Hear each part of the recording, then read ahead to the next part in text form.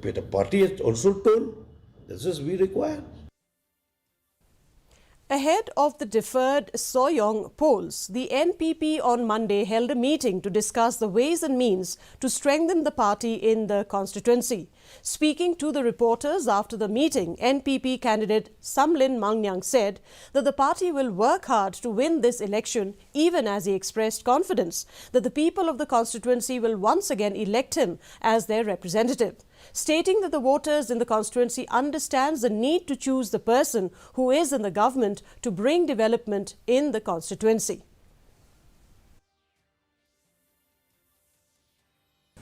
Kajing akan bas election, apa Sohiong, kalau dia kawin, kefakrit tam, apa kais kesiri berkawin.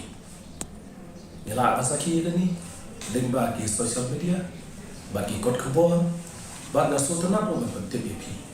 Katu kajing kentok, kajing kenok, kebani ni akan menenangkan ni. Nak kalian tu ni kamran dia berkentok, menjadi pencari lagi. Dan rei kambun ni kajing kentok. Agar beda nak kalian berhidupi. Bagi bon kita kentok banyak parti NPP, kampam ke parti. Bad hadiah namta kijuang bawa sembilan bawa biang menteri dari parti kampung.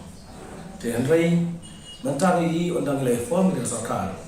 Kata parti NPP ke kentok ini bad kerja hilang dari sarkar.